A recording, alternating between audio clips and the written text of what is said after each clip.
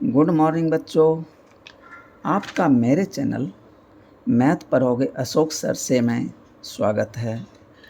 बच्चों, मैं अभी क्लास 9 एनसीईआरटी का वीडियो प्रतिदिन डाल रहा हूँ।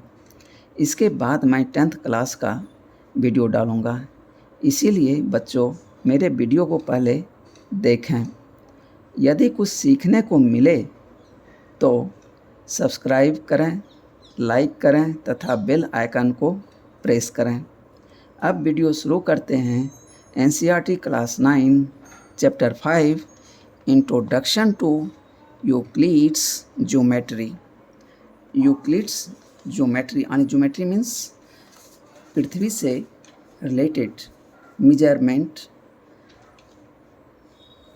जैसे उसमें एरिया आ जाएगा और पेरीमीटर आ जाएगा और विभिन्न शेप साइज का हो सकता है वो, तो जो कि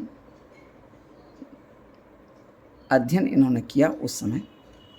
यूक्लिड्स इन्होंने कुछ डिफिनीशन दिए उस समय जब ज़्यादा कुछ जानकारी नहीं थी।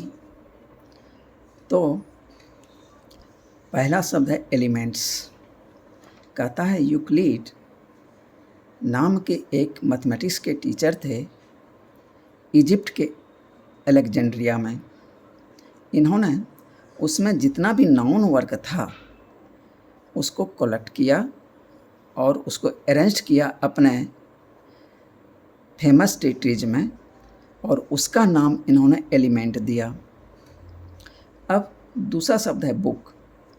अब इन्होंने जो एलिमेंट नाम दिया उसको डिवाइड किए इन्होंने 13 चैप्टर में, और प्रत्येक चैप्टर का नाम उन्होंने बुक दिया।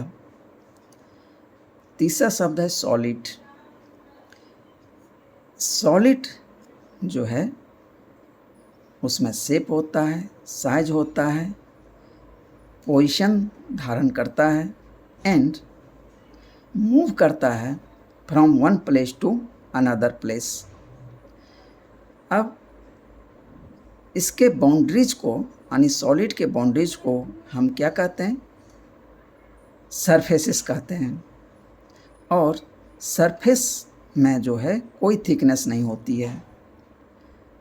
और बाउंड्रीज जो है, बाउंड्रीज ऑफ सरफेसेस, सरफेस का जो बाउंड्रीज है वो कैसा हो सकता है? कर्व्स हो सकता है और स्ट्रेट लाइन हो सकता है, यानी सीधा लाइन भी हो सकता है। कहता है ये जो स्ट्रेट लाइन है इसका जो एंड होगा वो पॉइंट्स होगा।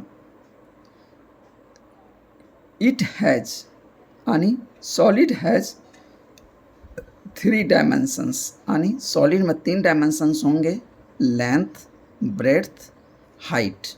हाइट के बदले डेप्थ भी हो सकता है। तो सॉलिड क्या हो गया? 3 डायमेंशनल हो गया।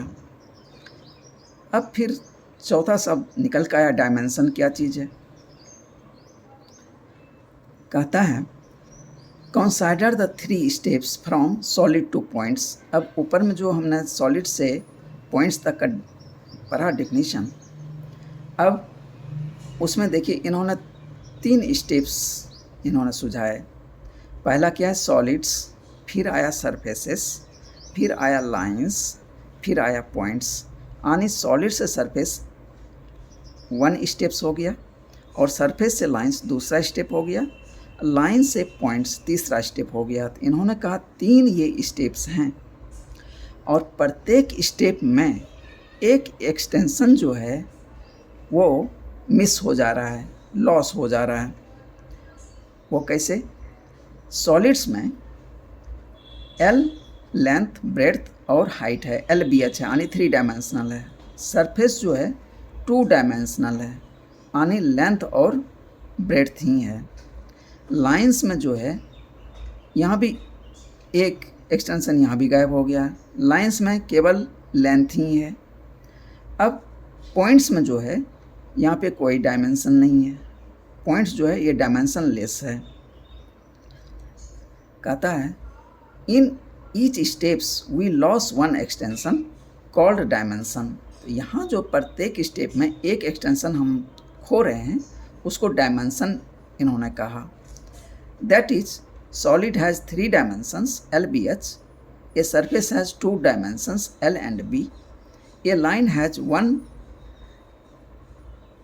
Length and a point has none. यानी प्रत्येक स्टेप पे एक एक एक्सटेंशन मिस हो जा रहा है, मतलब कम होते चला जा रहा है। अब कहता है पॉइंट क्या है? कहता है a point is that which has no part, मतलब पॉइंट का तो कोई हिस्सेदारी ही नहीं है। एंड हैज़ डायमेंशन लेस, और ये जो क्या है डायमेंशंस लेस है, मतलब इसमें कोई डायमेंशन नहीं है। इजी कहीं पे एक छोटा सा बिंदी डाल दीजिए, वो हो गया पॉइंट। लाइन कहता है लाइन क्या है? ब्रेथलेस लेंथ है, यानी इसमें लंबाई है लेकिन ब्रेथ नहीं है, मतलब चौड़ाई नहीं है। और इसमें इट हैज़ 1 डायमेंशन, इसमें केवल एक ही डायमेंशन है, लेंथ यानी लंबाई। एग्जाम्पल, एक सीधी लाइन थोड़ा खींच दीजिए तो ये हो गया लाइन। अब कहता है पॉइंट्स। कहता है पॉइंट्स क्या है? The ends of a line are points. कहता है एक लाइन का जो अंत है वो पॉइंट्स होता है। Straight line, Sidhi line. It has a line which lies evenly. कहता है यह एक लाइन है जिसपे कि पॉइंट्स जो है समान रूप से इसमें सजे हुए हैं। जैसे एक लाइन है, ये जो लाइन है पॉइंट्स के अरेंजमेंट से पूरा बना हुआ है, तो इसको एक स्ट्रेट लाइन बोलेंगे। Surface, a surface is that. कहता है सरफेस क्या है? सरफेस में लेंथ होगा और ब्रेड्थ होगा। जैसे ये पेज का एक एक सरफेस है, तो इसमें क्या है लेंथ है और ये ब्रेड्थ है। तो उसी तरह सरफेस में लेंथ और ब्रेड्थ है, और इसमें कितने डायमेंशन हो गए? 2 डायमेंशन हो गए, यानी ये 2 डायमेंशनल है। कहता है the edges of a surface are lines. तो कहता है सरफेस का जो एज है वो क्या कहलाता है? लाइन्स कहलाते हैं। Plane surface, a plane surface is a surface which lies evenly with the straight lines on itself। कहता है प्लेन सरफेस जो क्या है? वो सरफेस है जिसमें कि समान रूप से स्ट्रेट लाइन इस पे सजे हुए हैं, या स्ट्रेट लाइन से जो सरफेस बना हुआ है वो प्लेन सरफेस है। नॉट थोड़ा सा ये अलग चीज़ है। There are 23 definitions in book 1 of the elements.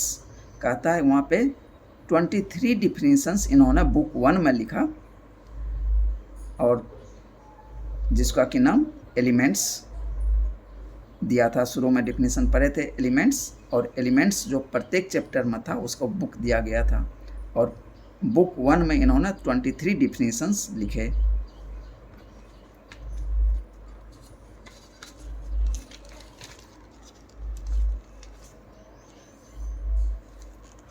अब आते हैं पोस्टुलेट्स। पोस्टुलेट्स क्या होती है? कहता है postulates are assumption that are universal truth. तो पोस्टुलेट्स जो है एक ऐसा एजम्पशंस है जो यूनिवर्सल ट्रूथ है, सदा सत्य है, and more specific to a particular field of study. कहता है और ये जो है किसी एक विशेष फील्ड से जुड़ा हुआ है। यानी पोस्टुलेट्स किसी कहते हैं? वो स्टेटमेंट जो सदा सत्य है और स्टडी के किसी एक फील्ड से जुड़ा हुआ है। जैसे ज्योमेट्री, तो जो केवल ज्योमेट्री से जुड़ा रहेगा तो वो पोस्टुलेट्स हो जाएगा। इजी एक स्टेटमेंट है, exactly 1 straight line can be drown. कहता है एग्जैक्टली केवल एक ही लाइन हम खींच सकते हैं थ्रू टू डिस्टिंक्ट पॉइंट्स, दो भिन्न बिंदुओं से। इज ए पोस्टुलेट, ये क्या एक पोस्टुलेट है, क्योंकि ये जो लाइन, एरिया, बाउंड्री, ये सब रिलेटेड किससे है, ज्योमेट्री से है। Axioms are fundamental assumptions that are universal truths. कहता है ये भी एक ऐसा स्टेटमेंट है जो कि यूनिवर्सल ट्रूथ है, सदा सत्य है, जो कि सेल्फ एविडेंट ट्रूथ्स है, which taken to be true without proof, और जिसको कि हम बिना प्रूफ का सत्य मानते हैं। एंड आर यूनिवर्सली एक्सेप्टेड, और उसको हर जगह मान्यता मिली हुई है और उसे अपनाया गया है। And apply across different areas of mathematics, और वो जो है मैथमेटिक्स के हर एरिया में उसको जगह मिली है, तो वो एक्सॉम्स कहलाएगा। यानी पोस्टुलेट का ही ये दूसरा फॉर्म है एक्सॉम्स। इसमें किसी एक पार्टिकुलर फील्ड से रिलेटेड था, जैसे ज्योमेट्री से था, लेकिन एक्सॉम जो है मैथमेटिक्स के हर फील्ड में इसको अपनाया गया है। जैसे एक स्टेटमेंट लेते हैं, एक स्टेटमेंट है if equals are added to equals. कहता है इक्वल चीज़ ऐड किया गया है किसी इक्वल्स में,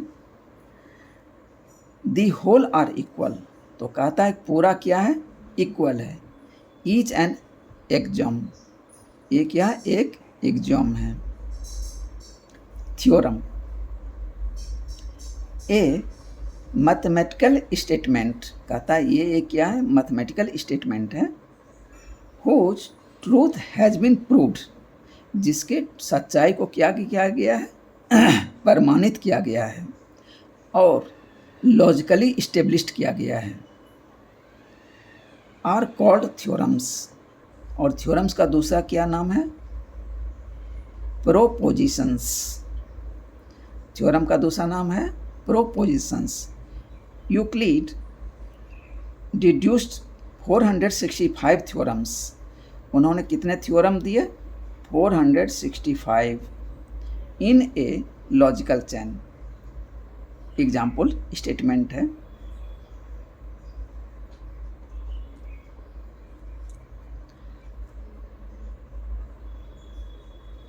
the sum of the interior angles of a triangle is 180 degree. कहता है किसी भी ट्रायंगल के इंटीरियर एंगल का सम कितना होता है, 180 डिग्री, और इसे हम प्रूव भी करते हैं।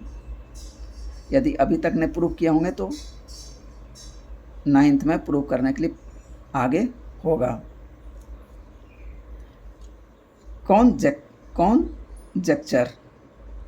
कॉन्जेक्चर क्या चीज़ है, it is a mathematical statement whose truth और falsity is yet to be established is known as conjecture। कहता है conjecture जो है ये भी एक मैथमेटिकल स्टेटमेंट है, लेकिन इसकी सच्चाई और इसकी गलत होने की संभावनाएं को अभी इस्टेब्लिश्ड करना बाकी है।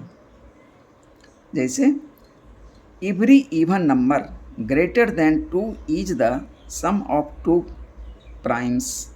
कहता है कि प्रत्येक इवन नंबर, जैसे ग्रेटर देन 2, एग्जाम्पल ले लीजिए 4 क्या है, एक इवन नंबर है, इसको हम क्या लिख सकते हैं, 3 + 1, तो 3 और 1 क्या है, प्राइम नंबर्स है। 7 ले लीजिए, 7 क्या है, एक इवन नंबर है, नहीं 7 एक ऑड नंबर है, इसमें 1 ऐड कर देंगे तो 8 हो जाएगा। 8 क्या है, एक इवन नंबर है। इवन नंबर 8 देखिए किस से बना है, 7 + 1 से बन गया 8, और 5 + 3 से भी बन गया 8। तो वही कह रहा है। दूसरा example, twin prime कॉन्जेक्चर। Prime number जानते होंगे ट्विन, और ट्विन नंबर में 2 का डिफरेंस होता है, जैसे 3 और 5। कहता है there are infinitely many pairs of prime numbers that are differ by 2 consistent. Consistent क्या है? A system of axioms is called consistent. ये एक डिफिनीशन हो गया। A system of axioms is called consistent. Undefined terms, ये question कई बार पूछा जा चुका है। कहता है कि इक्लूड्स के डिफिनीशन में कुछ ऐसे टर्म थे जो अनडिफाइंड थे, उसका क्या नाम है? वो कौन कौन से टर्म हैं? In geometry a point, a line and a plane, अब प्लेन को सरफेस भी बोलते हैं, आर अनडिफाइंड टर्म्स। ये 3 जो हैं, a point, a line and a plane या सरफेस, आर अनडिफाइंड टर्म्स। कहता है ये आंसर याद रखिएगा, इसलिए कि ये बहुत बार पूछा जा चुका है।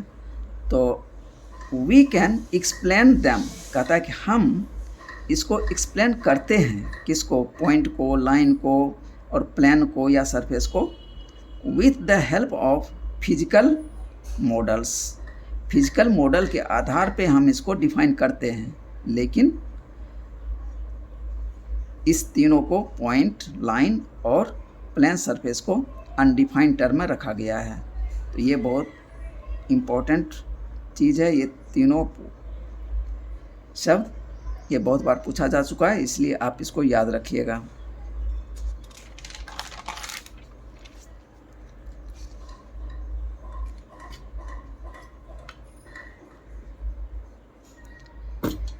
अब कहता है यूक्लिड्स 5 पोस्टुलेट्स। कहता है यूक्लिड्स का 5 पोस्टुलेट्स। पहला postulate 1, A straight line may be drawn from any one point to any other point। कहता है 2 पॉइंट है A और B, इसके बीच में एक स्ट्रेट लाइन हम खींच सकते हैं। Okay. Postulate 2, A terminated line.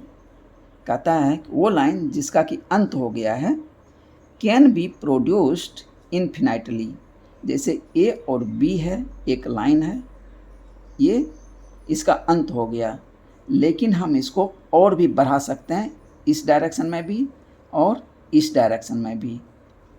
Postulate 3, a circle can be drawn with any centre and any radius. कहता है सर्किल जो है हम खींच सकते हैं विथ एनी सेंटर, किसी सेंटर से, और किसी भी रेडियस का। रेडियस छोटा भी हो सकता है, बड़ा भी हो सकता है, सेंटर हम कहीं पर भी ले सकते हैं। Postulate 4, all right angles are equal to one another. कहता है प्रत्येक राइट एंगल जो होता है वो एक दूसरे के बराबर होगा। एंगल ए बी सी बराबर angle P Q R equal to 90 degree. Postulate 5, कहता है if a straight line falling on 2 straight lines makes the interior angles on the same side of it taken together less than 2 right angles, then the 2 straight lines, if produced infinitely, meet on that side on which the sum of angles is less than 2 right angles। कहता है 2 लाइन है, A B and C D. कहता है ये दोनों parallel नहीं है, ठीक है, ये कहीं 2 लाइन है। कहता है इस पे एक तीसरा लाइन पी क्यू फॉल कर गया, इसको कट कर रहा है। तो कहता है कि इंटीरियर एंगल, ये एंगल इंटीरियर एंगल है, ये एंगल और ये एंगल इंटीरियर एंगल है। कहता है सम ऑफ इंटीरियर एंगल, मतलब ये एंगल का नाम मैंने 1 दे दिया, इस एंगल का नाम मैंने 2 दे दिया। यदि एंगल 1 प्लस एंगल 2 कितना हो, 180 डिग्री से कम हो, तो ये जो ए बी लाइन है इसको हम प्रोड्यूस्ड करें इन्फिनाइटली और सी डी को भी प्रोड्यूस्ड करें इन्फिनाइटली, तो ये किसी एक पॉइंट पे जाके मिलेगा। तो यही पोस्टुलेट है।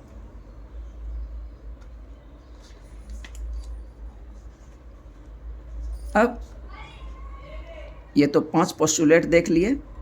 अब देखते हैं यूक्लिड्स एक्सॉम्स आर, इनके 7 एक्सॉम्स भी हैं, है तो बहुत सारा लेकिन 7 बुक में दिया हुआ है। कहता है things which are equal to the same things, कहता है थिंग्स जो इक्वल है सेम थिंग से, are equal to one another. जैसे एक लाइन ए है, दूसरा लाइन बी है, तीसरा लाइन सी है।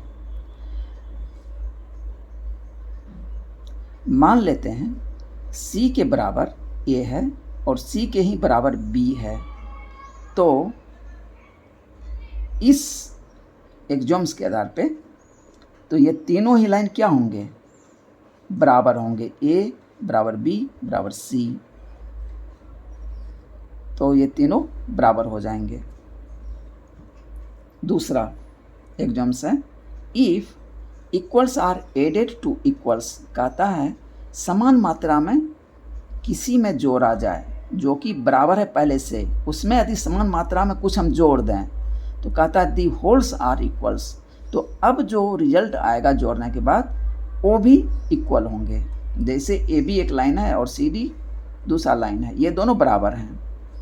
अब इसमें डी लेंथ हम दोनों में जोड़ दें, ए बी में भी जोड़ दें और सी डी में भी जोड़ दें, तो अब कहता है मान लिया जाए ये ई ए का लाइन जो है अब एक्सटेंड हो गया ई तक और सी डी जो है एक्सटेंड हो गया एफ तक, तो कहता है ए से लेके ई और सी से लेके एफ ये भी आपस में बराबर होंगे। जैसे इसको मैंने लिखा है ए बी बराबर सी डी, तो इसमें मैंने डी जोड़ दिया, डी लेंथ जोड़ दिया दोनों में ही। A B implies A B plus D बराबर सी डी प्लस डी, तो अब मैं इसको इसके नाम से लिख दिया ए बी प्लस बी बराबर C D plus D F. तो अब ये टोटल लंबाई को मैंने लिख दिया ए ई बराबर सी एफ।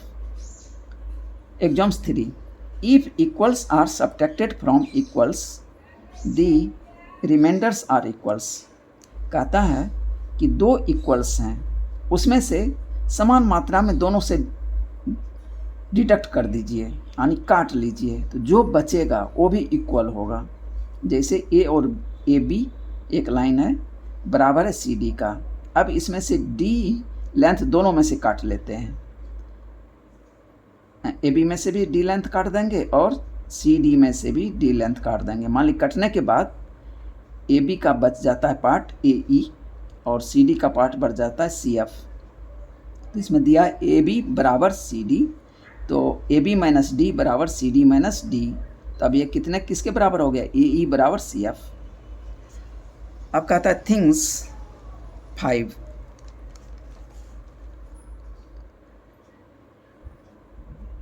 कहता है things which coincide with one another are equal to one another।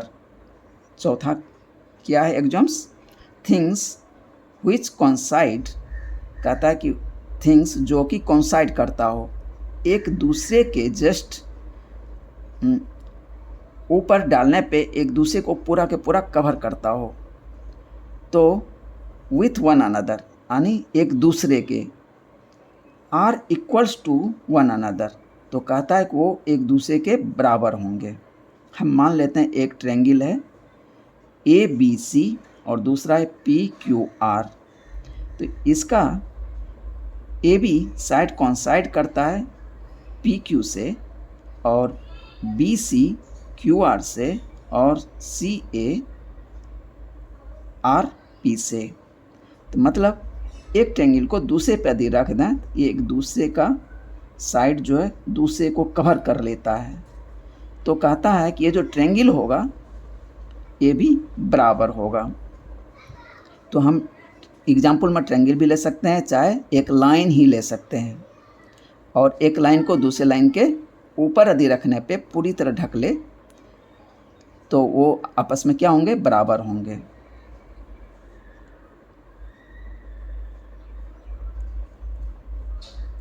पांचवा, the whole is greater than the part. कहता है कोई एक होल है और उसमें से यदि कुछ पार्ट हो तो अपने हिस्से से वो हर समय बड़ा होगा, यानी पूरे होल का यहाँ पे कह रहा है। अब ऐसा नहीं कि हम होल में से मैक्सिमम पार्ट कट कर लें और जो रिमेनिंग बचेगा उसका बात नहीं कर रहा है, बल्कि the whole is greater than the part. तो किसी भी अपने पार्ट से होल जो होता है वो बड़ा होता है। A B is greater than C D, A B greater than C D.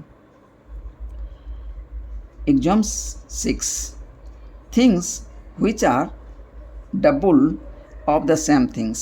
कहता है कि वो चीज़ें जो डबल हैं सेम चीज़ें से, are equal to one another. कहता है कि वो आपस में भी क्या होंगे, बराबर होंगे। मान लेते हैं ए बी और सी डी दो लाइन है और ये पी क्यू का डबल है दोनों, तो ये ए बी और सी डी भी आपस में बराबर होंगे। सातवां एग्जाम्स क्या है, things which are halves of the same things are equal to one another। कहता है थिंग्स जो कि आधा है सेम थिंग से, तो वो जो आधा है वो भी आपस में बराबर होंगे। जैसे ए बी और सी डी और ई एफ तीन लाइन्स हैं, ए बी जो है हाफ है ई एफ का, सी डी हाफ है ई एफ का, तो कहता है कि ए बी बराबर सी डी होगा। तो इसी के साथ इनका डिफिनीसन और ज्योमेट्री से रिलेटेड जो शब्द थे और जो इंट्रोडक्शन था वो ख़त्म होता है। अब एक्सरसाइज का क्वेश्चन आंसर करेंगे नेक्स्ट वीडियो में। Okay, thank you.